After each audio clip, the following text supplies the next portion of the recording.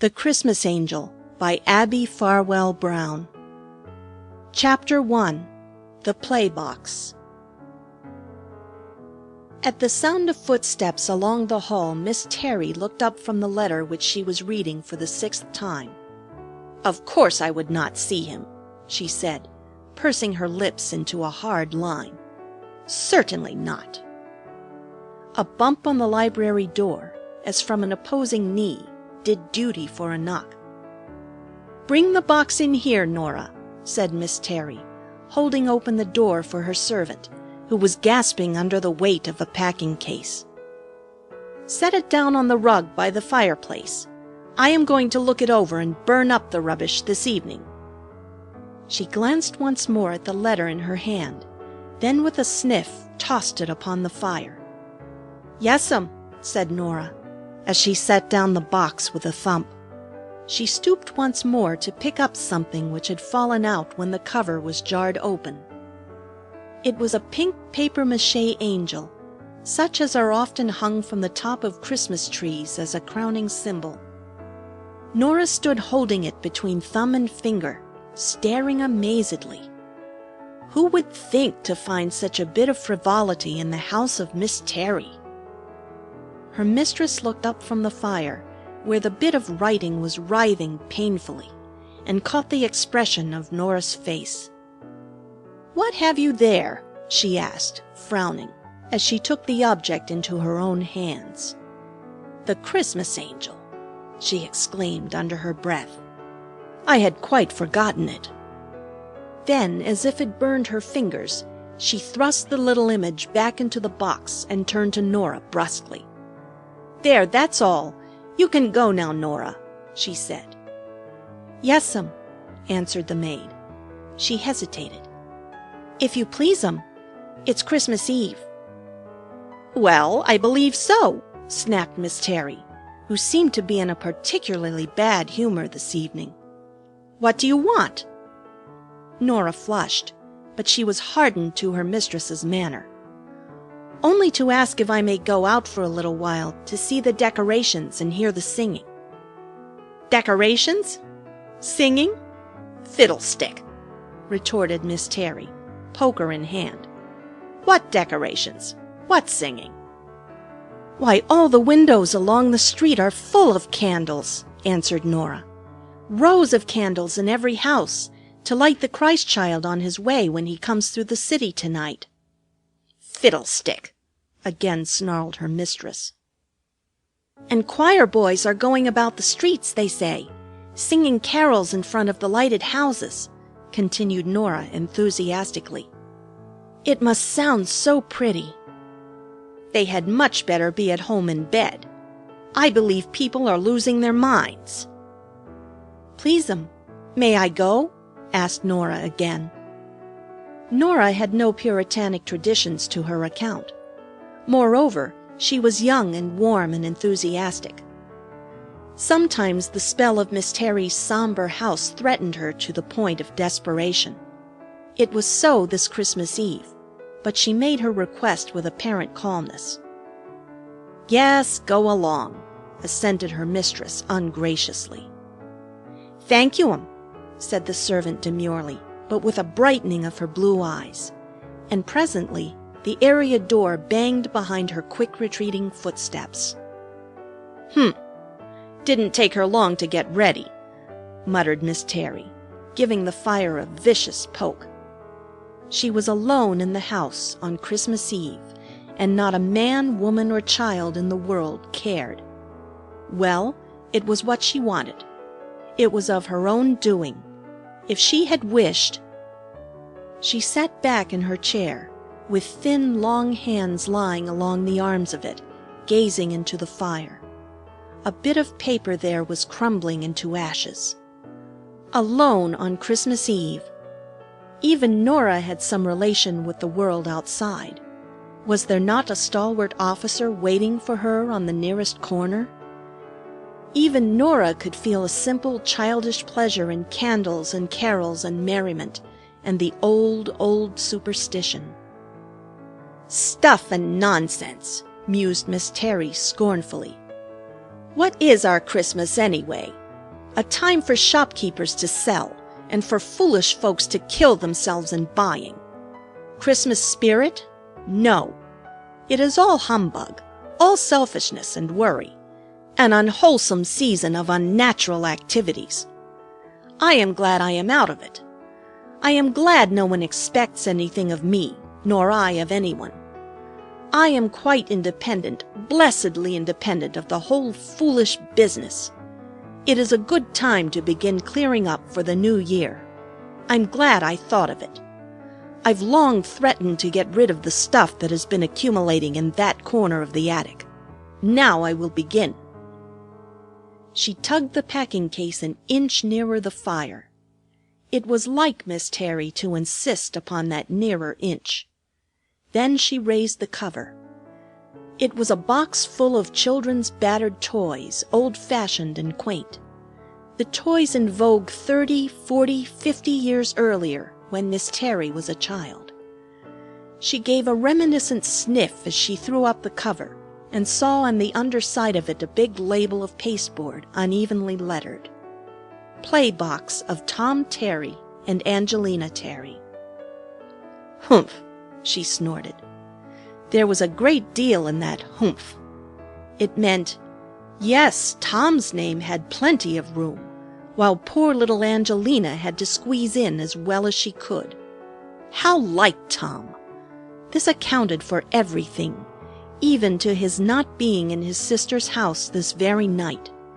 How unreasonable he had been! Miss Terry shrugged impatiently. Why think of Tom tonight? Years ago he had deliberately cut himself adrift from her interests. No need to think of him now. It was too late to appease her. But here were all these toys to be got rid of. The fire was hungry for them. Why not begin? Miss Terry stooped to poke over the contents of the box with lean, long fingers. In one corner thrust up a doll's arm. In another, an animal's tail pointed heavenward. She caught glimpses of glitter and tinsel, wheels and fragments of unidentifiable toys. "What rubbish!" she said. "Yes, I'll burn them all. They are good for nothing else. I suppose some folks would try to give them away and bore a lot of people to death. They seem to think they are saving something that way. Nonsense! I know better. It is all foolishness, this craze for giving. Most things are better destroyed as soon as you are done with them. Why, nobody wants such truck as this.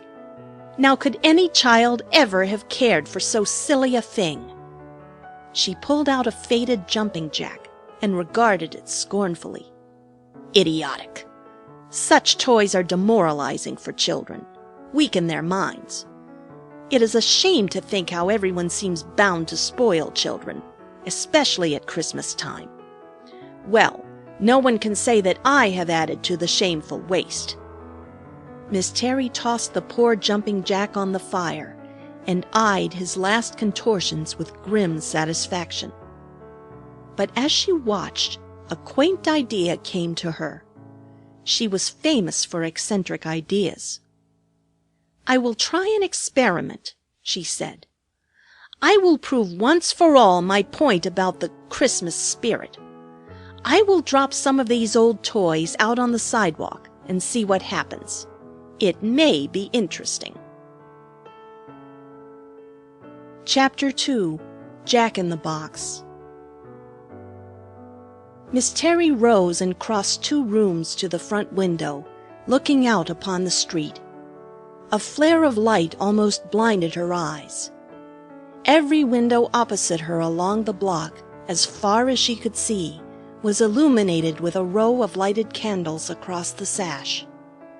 The soft, unusual glow threw into relief the pretty curtains and wreaths of green, and gave glimpses of cozy interiors and flitting, happy figures. "What a waste of candles!" scolded Miss Terry. "Folks are growing terribly extravagant." The street was white with snow which had fallen a few hours earlier, piled in drifts along the curb of the little traveled terrace. But the sidewalks were neatly shoveled and swept clean, as became the eminently respectable part of the city where Miss Terry lived.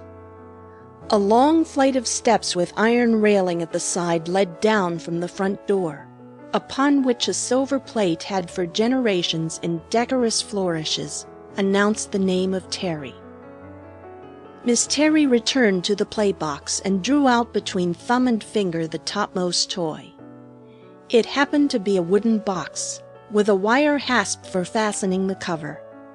Half unconsciously she pressed the spring, and a hideous jack-in-the-box sprang out to confront her with a squeak, a leering smile, and a red nose. Miss Terry eyed him with disfavor. "I always did hate that thing," she said. "Tom was continually frightening me with it, I remember." As if to be rid of unwelcome memories, she shut her mouth tight, even as she shut Jack back into his box, snapping the spring into place. "This will do to begin with," she thought. She crossed to the window, which she opened quickly, and tossed out the box, so that it fell squarely in the middle of the sidewalk. Then, closing the window and turning down the lights in the room behind her, Miss Terry hid in the folds of the curtain and watched to see what would happen to Jack. The street was quiet. Few persons passed on either side. At last she spied two little ragamuffins approaching. They seemed to be Jewish lads of the newsboy class, and they eyed the display of candles appraisingly. The smaller boy first caught sight of the box in the middle of the sidewalk. "Hello, what's this?" he grunted, making a dash upon it. "Gee, what's up?" responded the other, who was instantly at his elbow. "G'wan, let me look at it." The smaller boy drew away and pressed the spring of the box eagerly. Ping! Out popped the jack into his astonished face, whereupon he set up a guffaw. "Give it here," commanded the bigger boy. "No, you let it alone. It's mine," asserted the other, edging away along the curbstone. "I saw it first. You can't have it." "Give it here. I saw it first myself. Hand it over or I'll smash you." The bigger boy advanced threateningly. "I won't," the other whimpered, clasping the box tightly under his jacket. He started to run, but the bigger fellow was too quick for him. He pounced across the sidewalk, and soon the twain were struggling in the snowdrift, pummeling one another with might and main. "I told you so," commented Miss Terry from behind the curtain. "Here's the first show of the beautiful Christmas spirit that is supposed to be abroad. Look at the little beasts fighting over something that neither of them really wants." Just then Miss Terry spied a blue-coated figure leisurely approaching. At the same moment an instinct seemed to warn the struggling urchins. "Cop!" said a muffled voice from the pile of arms and legs, and in an instant two black shadows were flitting down the street.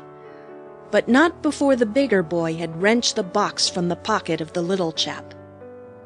"So that is the end of experiment number 1, quoth Miss Terry, smiling grimly. "It happened just about as I expected.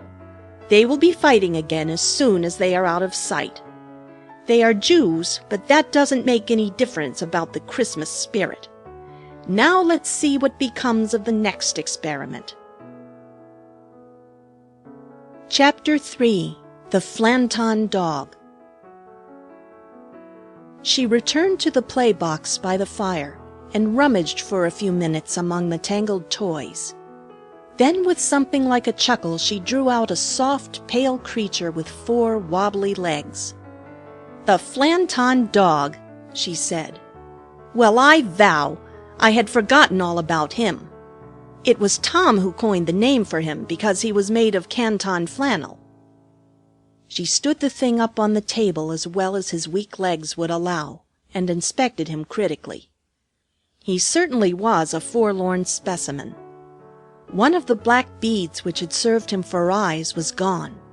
His ears, which had originally stood up saucily on his head, now drooped in limp dejection. One of them was a mere shapeless rag hanging by a thread. He was dirty and discolored, and his tail was gone. But still he smiled with his red thread mouth and seemed trying to make the best of things. "What a nightmare!" said Miss Terry contemptuously. "I know there isn't a child in the city who wants such a looking thing. Why, even the animal rescue folks would give the boys a free shot at that. This isn't going to bring out any Christmas spirit," she sneered. "I will try it and see." Once more she lifted the window and tossed the dog to the sidewalk. He rolled upon his back and lay pathetically with crooked legs yearning upward, still smiling. Hardly had Miss Terry time to conceal herself behind the curtain when she saw a figure approaching, airily waving a stick. "No ragamuffin this time," she said. "Hello, it is that good-for-nothing young Cooper fellow from the next block. They say he is a millionaire. Well, he isn't even going to see the Flanton dog." The young man came swinging along debonairly. He was whistling under his breath. He was a dapper figure in a long coat and a silk hat, under which the candles lighted a rather silly face. When he reached the spot in the sidewalk where the Flanton dog lay, he paused a moment, looking down. Then he poked at the object with his stick. On the other side of the street, a mother and her little boy were passing at the time. The child's eyes caught sight of the dog on the sidewalk, and he hung back, watching to see what the young man would do to it. But his mother drew him after her. Just then an automobile came panting through the snow. With a quick movement, Cooper picked up the dog on the end of his stick and tossed it into the street, under the wheels of the machine. The baby across the street uttered a howl of anguish at the sight. Miss Terry herself was surprised to feel a pang shoot through her as the car passed over the queer old toy. She retreated from the window quickly. "Well, that's the end of Flanton," she said, with half a sigh. "I knew that fellow was a brute. I might have expected something like that. But it looked so... She hesitated for a word and did not finish her sentence, but bit her lip and sniffed cynically. Chapter 4. The Noah's Ark. Now, what comes next? Miss Terry rummaged in the box until her fingers met something odd-shaped, long and smooth-sided. With some difficulty she drew out the object, for it was of good size. The old Noah's Ark," she said. "I wonder if all the animals are in there." She lifted the cover and turned out into her lap the long imprisoned animals and their round-bodied chief. Mrs. Noah and her sons had long since disappeared, but the Ark builder, hatless and one-armed, still presided over a menagerie of sorry beasts. Scarcely one could boast of being a quadruped. To few of them the years had spared a tail. From their close resemblance in their misery, it was not hard to believe in the kinship of all animal life. She took them up and examined them curiously one by one. Finally she selected a shapeless slate-colored block from the mass. This was the elephant, she mused. I remember when Tom stepped on him and smashed his trunk. I guess I'm going to be an expressman when I grow up, he said, looking sorry. Tom was always full of his jokes. Now I'll try this and see what happens to the Ark on its last voyage. Just then there was a noise outside. An automobile honked past, and Miss Terry shuddered, recalling the pathetic end of the Flanton dog, which had given her quite a turn. I hate those horrid machines, she exclaimed. They seem like Juggernaut. I'd like to forbid their going through this street. She crowded the elephant with Noah and the rest of his charge back into the Ark and closed the lid. I can't throw this out of the window, she reflected. They would spill. I must take it out on the sidewalk. Land, the fire's going out, That girl doesn't know how to build fires so they will keep." She laid the Noah's Ark on the table, and going to the closet, tugged out several big logs, which she arranged geometrically. About laying fires, as about most other things, Miss Terry had her own positive theories. Taking the bellows in hand, she blew furiously, and was presently rewarded with a brisk blaze.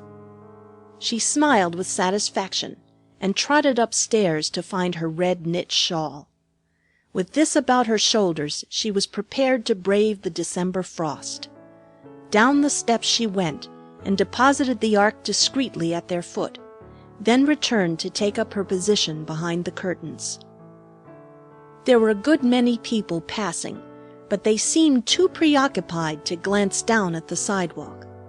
They were nearly all hurrying in one direction. Some were running in the middle of the street. "They are in a great hurry," sniffed Miss Terry disdainfully. "One would think they had something really important on hand. I suppose they are going to hear the singing. Fiddlestick!" A man hastened by under the window. A woman, 2 children, a boy and a girl, running and gesticulating eagerly. None of them noticed the Noah's Ark lying at the foot of the steps. Miss Terry began to grow impatient. "Are they all blind?" she fretted. "What is the matter with them? I wish somebody would find the thing. I am tired of seeing it lying there." She tapped the floor impatiently with her slipper. Just then a woman approached. She was dressed in the most uncompromising of mourning, and she walked slowly, with bent head, never glancing at the lighted windows on either side. "She will see it," commented Miss Terry. And sure enough, she did. She stopped at the doorstep, drew her skirts aside, and bent over to look at the strange-shaped box at her feet.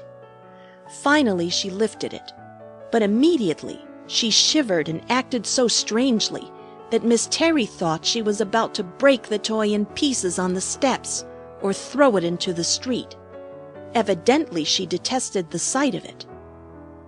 Just then up came a second woman with 2 small boys hanging at her skirts. They were ragged and sick-looking. There was something about the expression of even the tiny knot of hair at the back of the woman's head which told of anxious poverty. With envious curiosity, she hurried up to see what a luckier mortal had found, crowding to look over her shoulder. The woman in black drew haughtily away and clutched the Noah's Ark with a gesture of proprietorship. "Go away, this is my affair." Miss Terry read her expression and sniffed. "There is the Christmas spirit coming out again," she said to herself. "Look at her face." The black-gowned woman prepared to move on with the toy under her arm, but the second woman caught hold of her skirt and began to speak earnestly. She pointed to the Noah's Ark, then to her 2 children. Her eyes were beseeching.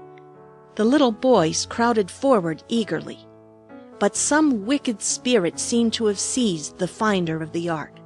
Angrily she shook off the hand of the other woman, and clutching the box yet more firmly under her arm, she hurried away. Once, twice she turned and shook her head at the ragged woman who followed her. Then, with a savage gesture at the 2 children, she disappeared beyond Miss Terry's straining eyes. The poor woman and her boys followed forlornly at a distance. "They really wanted it, that old Noah's Ark!" exclaimed Miss Terry in amazement. "I can scarcely believe it. But why did that other creature keep the thing? I see, only because she found they cared for it. Well, that is a happy spirit for Christmas time, I should say. Humph! I did not expect to find anything quite so mean as that." End of Part 1. Recording by Jan McGillivray.